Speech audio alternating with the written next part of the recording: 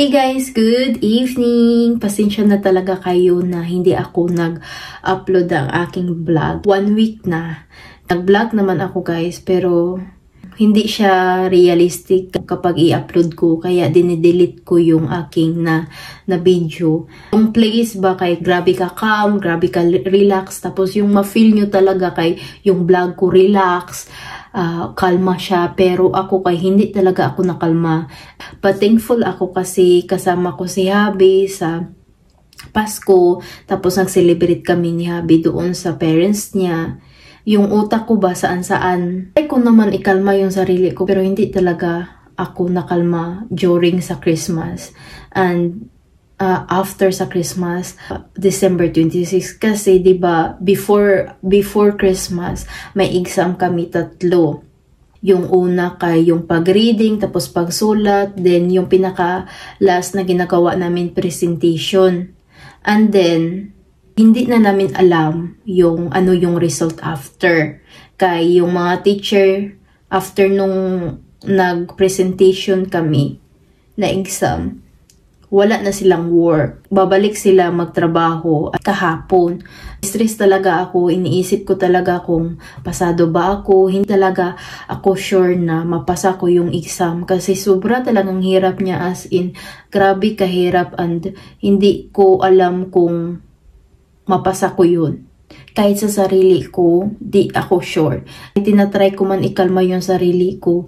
Hindi talaga maalis sa isip ko yung stress, tapos kabado ako na darating yung day na December 27 kasi malalaman ko na. And buti na lang talaga guys kay napasa ko and hindi ko na ulitin yung course na to. Kaya talaga akong thankful sa'yo, Langga Mika, kasi tinutulungan mo ako. And if you're watching guys before sa aking vlog, diba may book ako na binabasa para mag-comment ako sa situation, sa mga nangyari. I-connect ko din sa aking mga experience, kung ano yung masasabi ko about sa book. As long as may connection talaga yung sasabihin ko and yung comment ko sa book, pwede ko yung gawin. And 41 chapters yun. Tapos after 35 kay napagod na talaga ako. And yung 36 to 41 na chapter kay di ko na talaga maintindihan. Kaya nag-ask na talaga ako ni Mika ng help. Kay nung time talaga, nung nagbasa ako, nahirapan na talaga ako and wala nang mapasok sa isip ko. Kaya nag-ask na ako ng help ni Mika. Talaga ako mahilig mag-ask ng help. Nuti na lang talaga kay kinakapalan ko na yung mukha ko kasi pagod na talaga ako and grabe na ako kadrin nung time na yun. And If you are watching Langga, thank you talaga kasi ang laki talaga ng help mo sa akin kasi grabe yung stress nung time na yun, and then natulungan mo ako. Tapos napasa ko yung assignment na yun. Ang pinaka malaki talaga yung assignment kasi alam nyo ba guys, kung hindi ko yun mapasa yung mga sinulat ko, tapos yung mga comments ko and hindi nagustuhan ng teacher ko, uulitin ko naman at babasahin yung book na yun. Ang laki talaga ng tulong ni Mika na yun. So yun yung update natin about sa school, and finally napasa ko, and pinaka the best talaga na Christmas gift na napasa ko. Kay ang hirap talaga yung Swedish na kurso. Hindi siya basic na Swedish, kundi pang high school na siya na level na Swedish, kaya sobra talaga ang hirap. Dahil napasa ko guys, dahil sobra niya talagang hirap. Bibigyan ako ni Habi ng yung sofa na yung pinaka gusto ko, ako yung mapili sa color, lahat-lahat ng plano ko sa living room namin. Yung utak ko basta kakaisip sa living room, na-excited ako, mga plano-plano ko. Hindi pa rin ako nakapag-vlog kasi yung focus ko sa utak ko baka yung sofa namin, yung living room, pinaplano ko. Tapos kinakausap ko din si Habi sa aking mga plano. Tapos yung napili ko na sofa, okay lang ba sa kanya? And na-finalize namin kaninang morning pa na hindi pa kami magbili ng sofa next week. Kailangan namin na mag-antay muna sa container. I think mga springtime pa.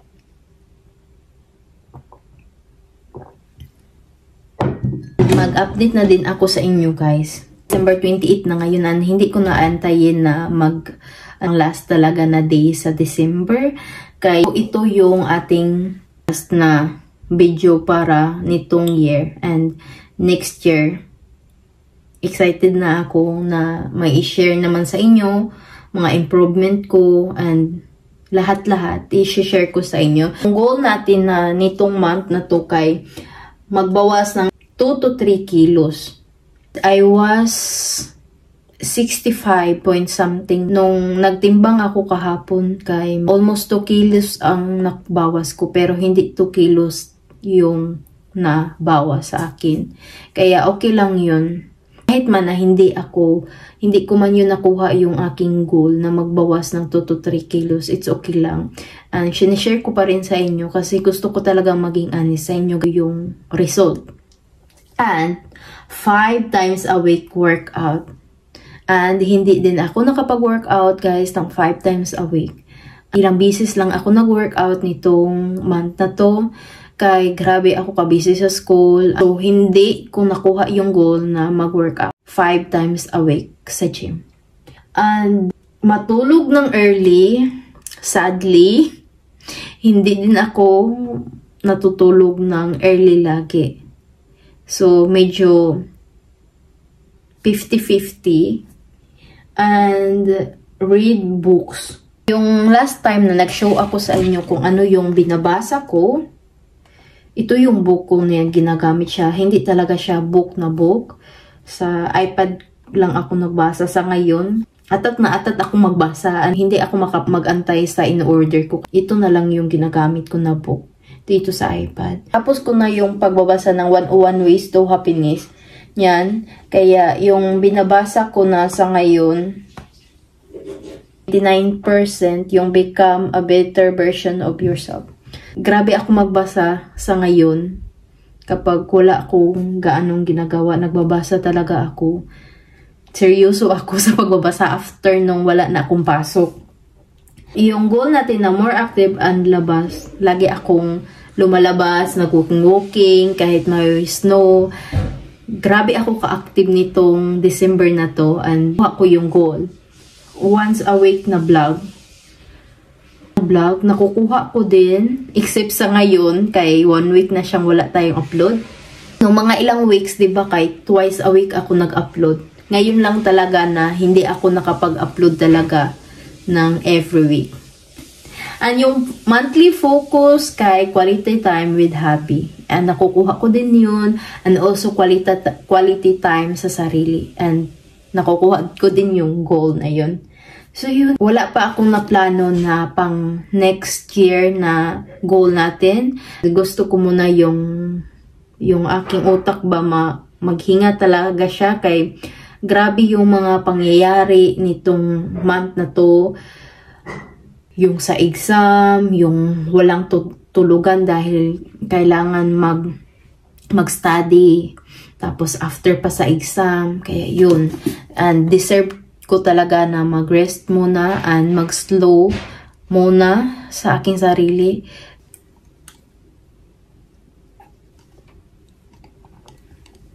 Yung na-reflect ko ngayong year na to, mas okay yung year na 2023 para sa akin kesa nung 2022. Sobra talagang hirap nung 2022 and umiyak ako nung time na 2023 January 1. Nag-usap kami ni Habi, nag-reflect kami together. Umiyak ako kasi hindi ko inakala na makaya ko lahat-lahat nung year na yun, 2022.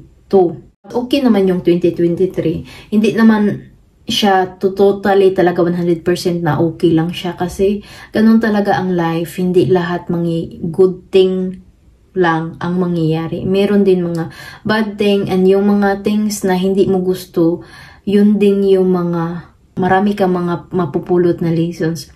And thankful ako sa 2023. And I hope din sa 2024 okay siya. Thankful ako sa inyo, sa lahat-lahat.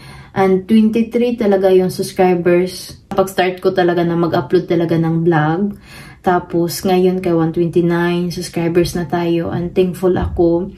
And thankful ako sa mga nagsusubscribe. Thankful ako sa mga nag-comments. And also, mas dumadami yung friend ko sa Instagram kaya nagme-message kayo.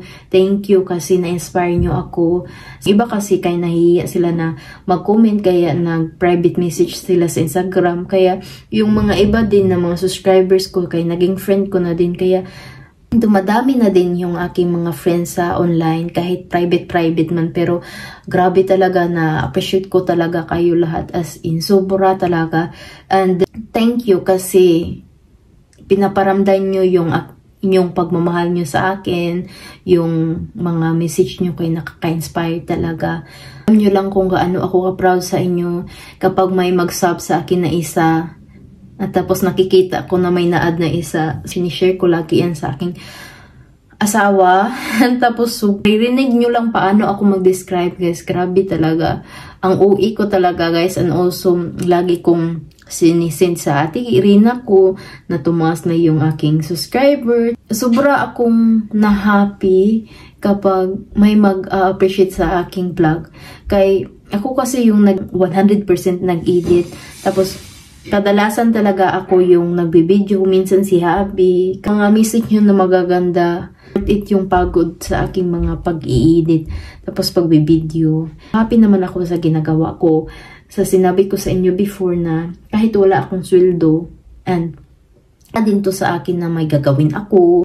Madali lang sa akin na mag-video kay lifestyle ko lang, kung ano talaga yung ginagawa ko, ano hindi ko talaga pinupush yung sarili ko, nagawin ko to para sa video, ginagawa ko to dahil ito yung ginagawa ko. And also, yung vlog ko ang sumusunod sa akin, hindi ako sumusunod sa vlog. Hindi ako nagbablog na ito yung i-vlog dahil aesthetic, kundi ito talaga yung ginagawa ko kadalasan, guys. And also, yung ginagawa natin ba na ngayon na self-care kay hindi ito routine ngayon lang kay gusto ko ma-relax. At totoo lang, guys, wala akong evening routine, mga ilang months na kung ano na lang. Meron siguro pero hindi siya same na ginagawa ko ba. Hindi same sa morning na same lang yung ginagawa ko.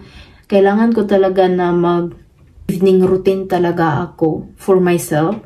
Kay para ba, pag okay yung night and evening routine mo, kay pag morning mas okay. Kung munang magawa ng routine talaga na ginagawa ko din. Kung stable na yung routine ko panggabi din iba-vlog ko. Ito lang yung mga updates ko, in ko na tong aking vlog. Thank you na nandyan kayo lagi sa pag-support sa aking channel. I love you so much, guys, and see you next year. Bye-bye.